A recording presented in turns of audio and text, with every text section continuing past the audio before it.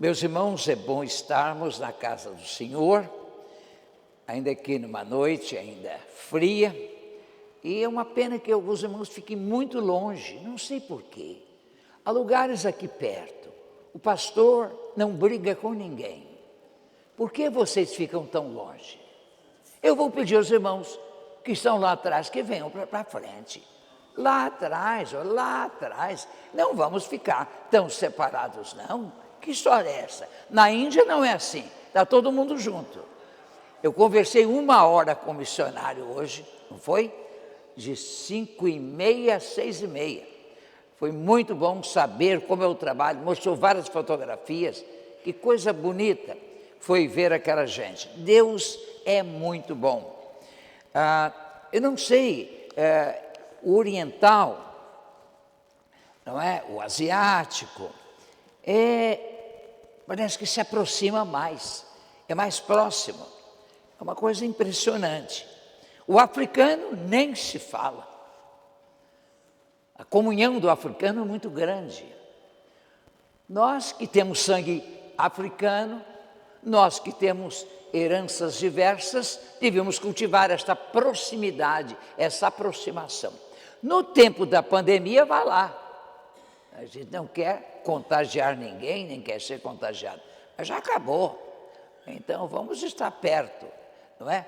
Porque perto está o Senhor de nós. Perto está o Senhor.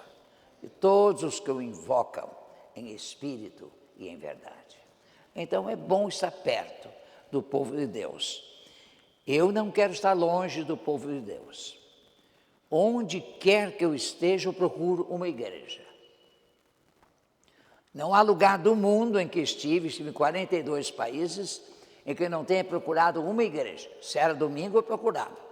E às vezes estava envolvido com a Aliança Batista Mundial, a cujo conselho geral pertencia por quase 20 anos. Mas eu estava lá, ia à igreja. Eu digo, por exemplo, a estudantes que vão à Alemanha, estudar alemão, vão à Austrália, ou aos Estados Unidos, ou à Inglaterra estudar inglês. Olha, você frequente a escola, mas o melhor lugar para aprender inglês é a igreja, porque o pastor tem a obrigação de falar bem, de falar com boa dicção, de comunicar bem. Então você vai aprender inglês, inclusive vocabulário. Se quer aprender hindi, vá lá à Índia e ouça o pregador, o nosso missionário, e a esposa dele, que é daquelas bandas, não é isso? Porque falam bem. Então, nós temos que aprender e temos de estar juntos. Bem, meus irmãos, nós estamos terminando nossa jornada pelas marcas do genuíno discípulo. Nós vimos as marcas do genuíno discípulo nas palavras de Jesus, repetindo apenas para relembrar, o genuíno discípulo de Jesus, a ele serve de coração inteiro. Segundo, o genuíno discípulo de Jesus segue com perseverança sua palavra. O genuíno discípulo de Jesus cultiva o amor fraternal. Nisto saberão todos que sois meus discípulos, se vos amardes uns aos outros. Então, o nosso amor impacta muito mais do que um discurso, do que uma lição, do que uma aula de teologia. O nosso amor. Como é que a obra do nosso irmão, da sua esposa, tem crescido na Índia? Porque ele tem servido a comunidade, cuidado das crianças. O amor tem que estar praticado. E aí as pessoas reconhecerão que somos discípulos do Senhor. Mahatma Gandhi, que foi um líder, não é? Que veio a ser líder político também, na Índia, ele dizia o seguinte: se os cristãos obedecerem o que a fé deles ensina, a Índia se dobrará diante deles, aceitando o Evangelho. Então precisa a gente crer e viver, crer e praticar. O genuíno discípulo de Jesus produz fruto, não fruto eventual, mas fruto continuamente. mas não somente um fruto contínuo, mas muito fruto e bom fruto. Às vezes alguns pensam, não, eu faço o que posso. O Senhor se satisfaz com o que eu puder fazer. Mas tem de haver não só produção, mas produtividade. Isto é, você deve pôr para fora toda a sua capacidade de produzir, ou dar espaço ao Espírito de Deus, a seiva do Espírito que vem do tronco que é Jesus, toda a expressão, para que haja muito fruto. Nisto é glorificado meu Pai. Vejam o que Jesus diz: em que deis muito fruto, não é pouco fruto, e assim sereis meus discípulos. O genuíno discípulo de Jesus é isso tudo. Mas nós chegamos, e creio que começamos na última quarta-feira, a última qualidade, a última marca do genuíno discipulado, é a cruz. Nós começamos com o jugo e a cruz. Apenas fizemos uma referência ligeira sobre a cruz. Hoje é a cruz, como marca definitiva do genuíno discípulo de Jesus. Reparem que a cruz, instrumento de suplício, constitui imagem preciosa do discipulado, na medida em que nos damos conta de que a expressão tomar a cruz ocorre 5 vezes nos evangelhos sinópticos, Mateus, Marcos, Lucas, empregada por Jesus e a significar nossa condição de sermos discípulos dele. Reparem as referências, vamos recordar. Mateus 10, 38. Mateus 10, 38, Jesus diz o quê? E quem não toma a sua cruz e não me segue, não é digno de mim. O seu sofrimento é a cruz que você tem de carregar. Sua sogra é ruim? É a cruz que você carrega. Não é nada disso. Sogra pode dar trabalho, mas não é a cruz. A cruz é a cruz de Jesus, a cruz da obediência, a cruz da dependência dele, a cruz em que você crucifica o seu eu, para que a vontade do Senhor seja feita na sua vida. Então, este é o ensino. Outra afirmação está em Mateus 16, 24. Vejam este texto, Mateus 16, 24. Onde está? Então disse Jesus aos discípulos: se alguém quiser vir após mim, isto é, quiser me seguir, negue-se a si mesmo, cruz é isto, negue-se a si mesmo, tome a sua cruz e siga-me. Houve um jovem, não me lembro bem em que país, mas essa história é autêntica, que resolveu carregar a cruz de Jesus. Só que ele entendeu que era uma cruz material. Ele ia para o escritório carregando a cruz. Trabalhava, saía do escritório levando a cruz. Ele ia a uma festa levando a cruz.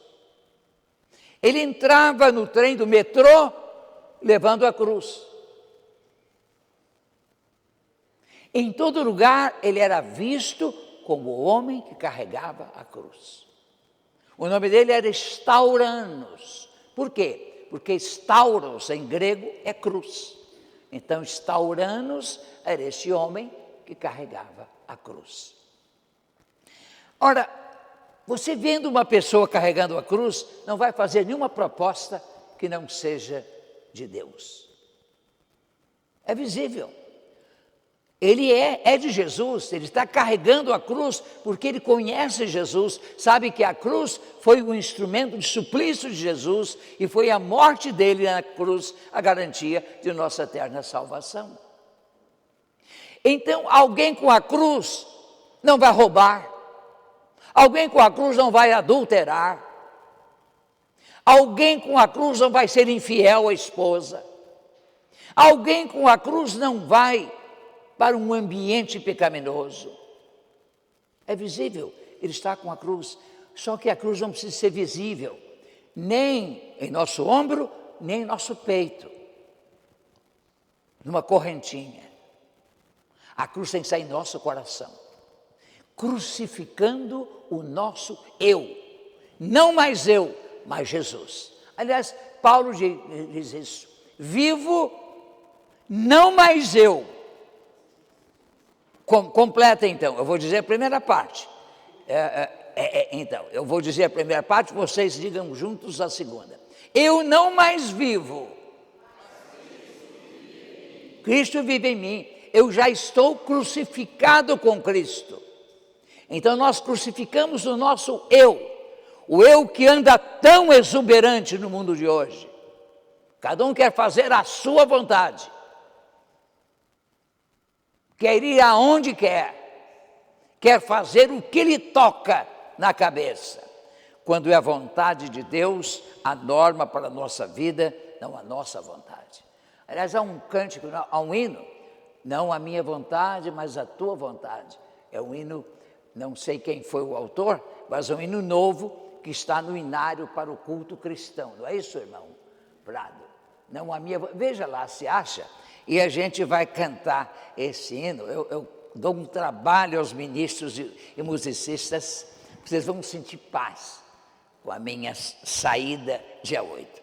Vejam só, outra passagem bíblica, Marcos 8:34, aqui já no Evangelho de Marcos, Marcos 8:34. E chamando a multidão com os discípulos, os que estavam próximos dele, eles seguiam os ensinos, disse-lhes: se alguém quiser vir após mim, negue a si mesmo, é dizer não a si mesmo, não a sua vontade. Tome a sua cruz e siga-me. A cruz do discipulado. Eu sou de Jesus. Como diz o hino, eu sou de Jesus, aleluia.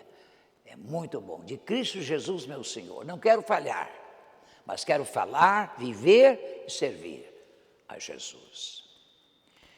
Mas também, esta passagem foi de Marcos ou Lucas? Marcos. Lucas 9:23. Lucas 9:23. Vejam como os três evangelhos sinópticos, que vem Jesus, não é? No mesmo sentido, vem em conjunto, sinopse, que vê junto.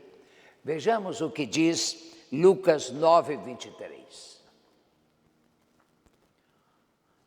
Jesus dizia a todos: se alguém quiser vir após mim, negue a si mesmo, tome cada dia a sua cruz, não é uma vez ou outra, não é a cruz dominical, é a cruz de todos os dias, é no trabalho, é na escola, na universidade. Negue a si mesmo, tome cada dia a sua cruz e siga-me. Quer dizer, eu sou parecido com Jesus. Jesus levou a cruz dele, eu levo a minha. Ele disse: não se faça a minha vontade, mas a tua. Eu digo a mesma coisa. É a atitude do discípulo de Jesus. Finalmente, Lucas 14:27. Lucas 14:27. Vamos ver esta passagem. Quem não leva a sua cruz e não me segue, não pode ser meu discípulo. Aí, não, você, se tem a sua vontade como mestra da sua vida, senhora da sua vida, você faz o que lhe dá na cabeça, você faz o que quer, você faz o que pensa e não a vontade do Senhor, você não é discípulo de Jesus. O discipulado é algo radical. E o título do livro de John Stott, de que muitos elementos de nossa reflexão destes 5 meses foram retirados, ele deu o nome ao livro O Discípulo Radical. Agora, o que significa essa imagem de carregar a cruz? Não se trata, como pensou instaurando-nos de carregar literalmente uma cruz de madeira, como geralmente ocorre em procissões e espetáculos da chamada Semana Santa. Muito menos carregar uma cruz no pescoço, pendente de um cordão de ouro. Não é isso. Tomar a cruz, carregar a cruz significa abnegação. Você negar-se a si mesmo. Submissão da vida ao Senhor da vida. Disposição de crer, amar e servir a Jesus, com todo o risco que isso pode envolver, às vezes da própria vida. Não é por acaso que tantos são os mártires do cristianismo. Tiago foi morto, Paulo morreu por decapitação, Pedro morreu provavelmente crucificado de cabeça para baixo, como reza a tradição. Atentemos para as palavras de Jesus, conforme nos transmite o evangelista Lucas. E vamos repetir esta passagem. Se alguém quiser acompanhar-me, agora, noutra versão, negue-se a si mesmo. Tome diariamente a sua cruz e siga-me.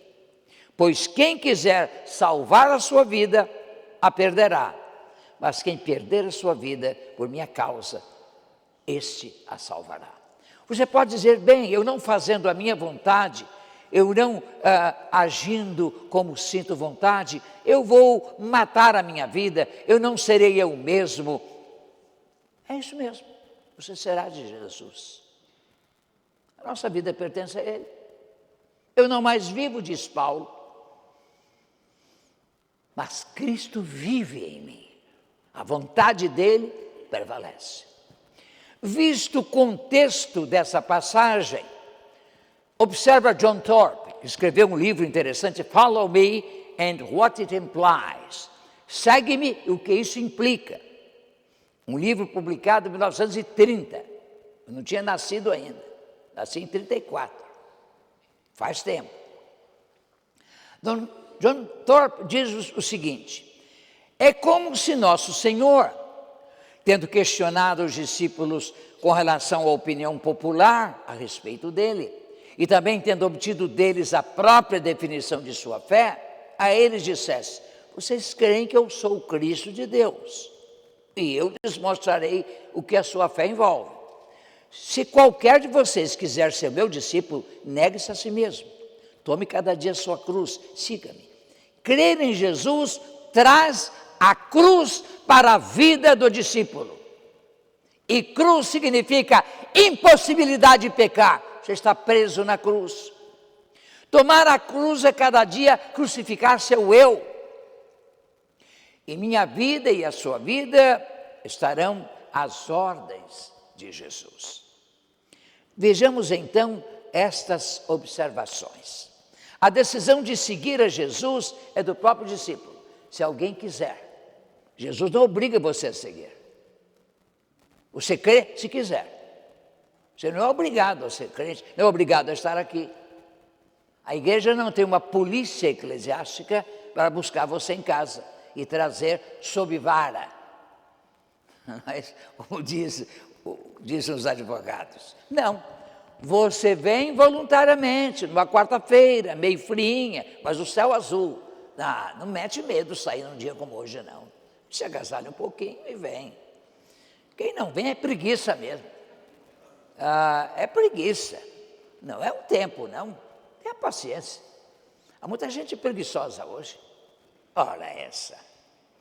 Ninguém morre por vir à igreja, mas vive.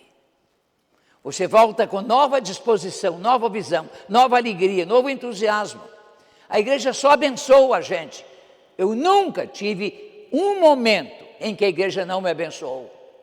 As igrejas por onde andei, desde aquela em que fui batizado, há 73 anos. Fez agora, dia 18 de junho.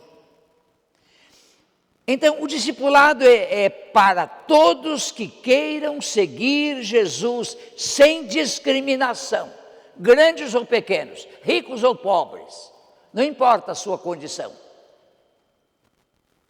Letrado ou analfabeto, você pode crer. Ainda bem que a salvação é pelo ouvir, não é pelo ler, porque senão os analfabetos estariam fora. Você pode ouvir. A exigência de abnegação, de negar a si mesmo, isso que é abnegação, é decisão radical de tirar do trono de sua vida o eu. Não é o eu que domina a minha vida. E aí você entroniza e celebra Jesus Cristo e sua soberana vontade. O carregar a cruz constitui disposição diária de sacrificar-se por amor de Cristo.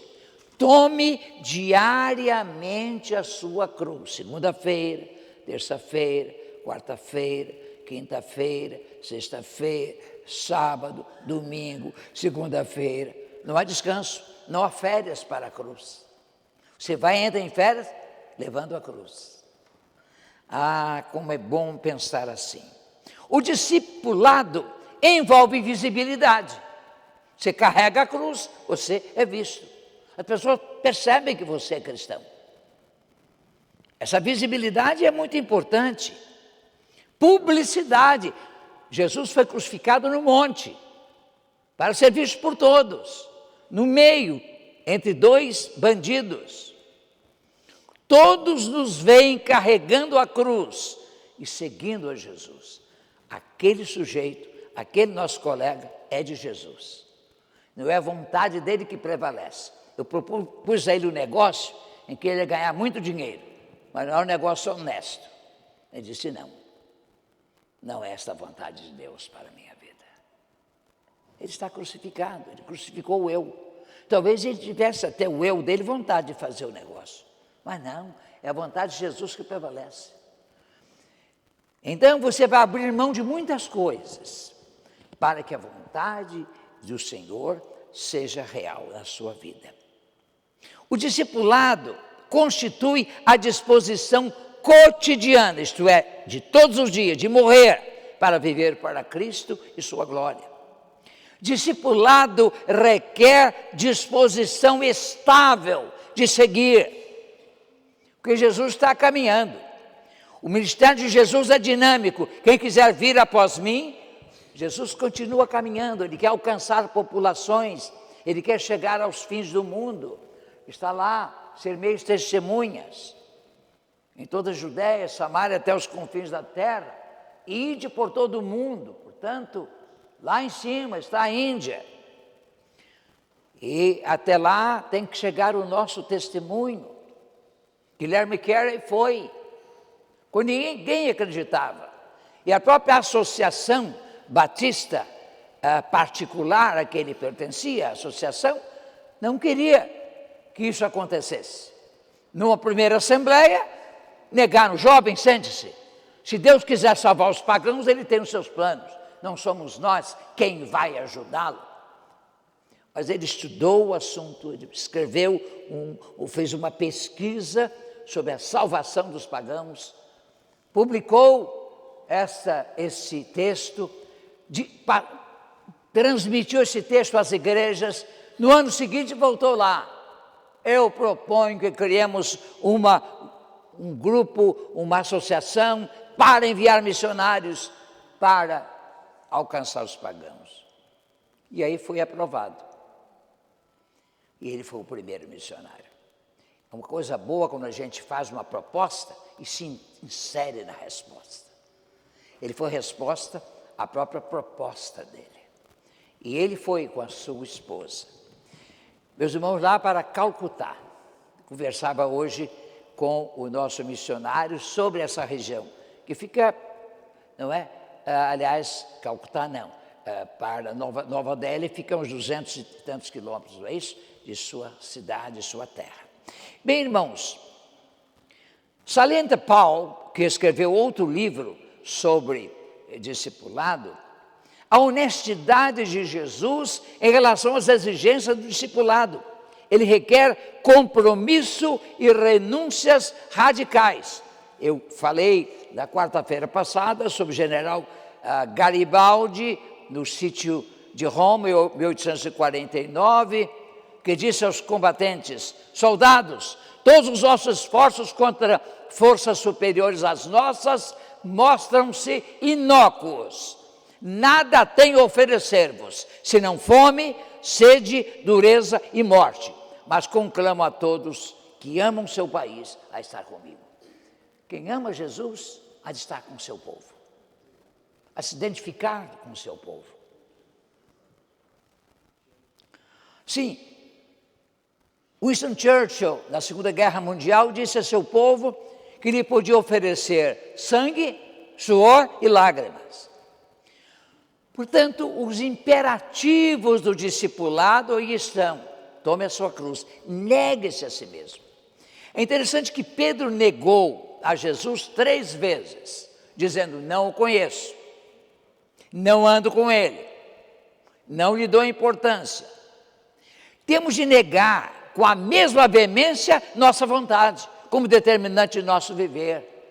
Quando o seu coração pedir fazer alguma coisa, eu não estou com você não, eu não lhe dou importância, eu não conheço você, eu conheço a vontade de Jesus para a minha vida. Isso é muito importante. Lembra Paulo que o compromisso cristão começa com o funeral. Quando morremos para nós mesmos e começamos a viver para Jesus. Faça o funeral do seu eu e viva para Jesus. Com certeza, isso contraria a natureza humana, pecaminosa, que quer sempre afirmar a superioridade ou primazia do eu, e é contra a tendência do nosso tempo. A verdade é que nos negamos a nós mesmos ou nos deificamos, e muitos querem se tornar deuses. Entregue-se e dedique-se ao Senhor, meu irmão, minha irmã, é marca do discipulado. A Bíblia diz que Jesus se entregou para morrer por nós, para a remissão, isto é, para pagar o preço dos nossos pecados. Não basta nos negarmos a nós mesmos, é mistério que nos dediquemos e entreguemos. Exemplos existem de revolucionários, de santos e atletas que se entregam ao máximo àquele ou àqueles ou à causa com que se comprometem. Isto é compromisso. Bill Borden, por exemplo, que pertenceu ao Chicago Bordens, tinha como moto: diga não a si mesmo e sim a Jesus em todo o tempo. Dedicação implica que tenhamos o Senhor por primeiro em nossa vida. Por exemplo, Paulo e Barnabé, conforme Atos 15, 25 e 26. Assim diz a palavra: concordamos todos em escolher alguns homens e enviá-los a vocês com nossos irmãos Paulo e Barnabé. Vejam só, homens que têm arriscado a vida pelo nome de nosso Senhor Jesus Cristo. A medida do seu discipulado não é a sua teologia, não é o seu intelecto, não é seu credo, o seu querigma, ou o montante de seus dízimos e outras contribuições, e até a sua frequência à igreja, assiduidade ou participação nos cultos. Seu valor como discípulo, pondera Paulo, é medido pelo que está disposto a arriscar por Jesus. Ilustração preciosa, eu já contei aqui dessa verdade, é a história do ricaço americano, do Texas, dono de poços de petróleo daquele estado, que convertido convidou o pastor a visitá-lo. E na ocasião da visita, o pastor tomou o talão de cheques. Naquele tempo havia cheques, os cheques estão acabando, né? Cartão de crédito, Pix. Disse: pastor, quanto custa ser crente? Pode dizer o valor, qualquer que seja o valor, eu lhe darei o cheque. O pastor sorriu e disse: não, ser crente envolve a vida inteira. Tudo que o senhor é e tudo que tem pertence a Jesus. não é um cheque que vai pagar. Todo o nosso ser pertence ao Senhor. Então, ele aprendeu uma grande lição, aquele homem rico. Eu tenho pena dos ricos, que eles creem na riqueza, vão deixar tudo, não vão levar um centavo. Puserem no caixão, vão arrombar o caixão, vão tirar o dinheiro. O seu caixão ficar intacto, é melhor não pôr nada de valor, nem aliança, porque vão tirar. Diz John Stott, logo no início do seu livro, uma frase que eu repeti aqui no começo: a vida é o espaço entre dois momentos de nudez, quando nascemos e quando morremos. Então, tudo que acontece nesse espaço é pela bondade de Deus. E por isso devemos render graças ao Senhor. Declare-se discípulo de Jesus. O discípulo autêntico é ostensivo, é ousado, é visível, é tangível, a gente pode tocar nele, é audível, a gente ouve a palavra dele. Comparemos a conduta de Nicodemos com a da mulher samaritana. Veja que Nicodemos foi procurar Jesus à noite. Não quis comprometer a sua fé. Ele não queria que ninguém do sinédrio soubesse. Já a samaritana claramente abriu seu coração a Jesus. Recebeu a vida, a água da vida que Jesus prometeu. Correu à sua cidade para chamar as pessoas que desceram para ver o encontro de Jesus no poço de Sicar. Sim, meus irmãos, é assim. Está disposto, como os cristãos aqui, Pedro dirige sua primeira carta, capítulo 3, versículo 15, estáis sempre preparados. A perseguição começara em Roma, com o incêndio da cidade por Nero, que pôs a culpa nos cristãos. A perseguição estava para começar e chegaria certamente a Ásia, a Europa, a região da Galácia. Ele diz, olha, estáis sempre preparados para responder com mansidão e temor a qualquer pedir razão da esperança que é em vós. Interessante, responder. Você não precisa ir falando. Você espera que as pessoas perguntem. Como eu falei sobre evangelização de muçulmano, desde que o muçulmano, conhecendo sua vida, pergunte por que você é assim. Aí você vai dizer que Jesus é o segredo. Eu hoje fiz uma visita com o irmão Reinaldo e a irmã Marília ao apartamento pastoral, para ver como as obras estão bem adiantadas e temos pouco tempo para terminar. Muito bonito o apartamento da igreja, que a igreja tem para o pastor, um edifício muito bonito, mas no elevador subimos com um casal de chineses e com uma libanesa muçulmana. Quer dizer, estrangeiro lá no prédio. A gente pode começar a evangelizar essa gente. Eu disse àquela moça, olha, eu tive um amigo pastor em Beirute, Faiz Sarnini. Eu não pronunciei árabe como era, parecia, eu nunca ouvi esse nome. Mas, na verdade, o irmão dele era pastor em Nazaré. Como visitei Israel 11 vezes, eu visitei várias vezes, talvez 9, lá na cidade de Nazaré. E fui ao Templo Batista.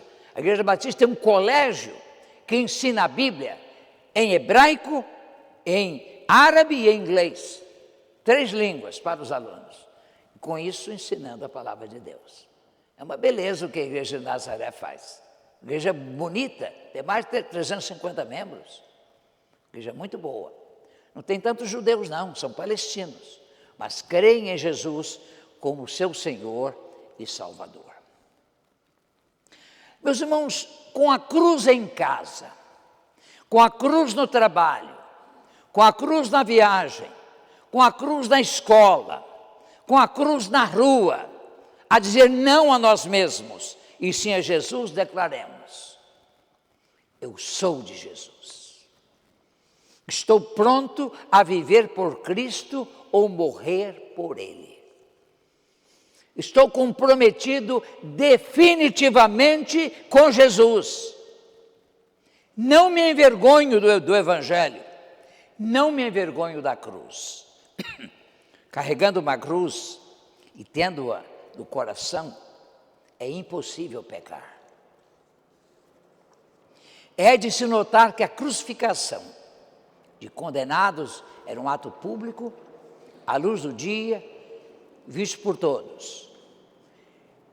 Que tenha visibilidade e tangibilidade o nosso ato de morrer, o nosso eu, e de viver para Jesus.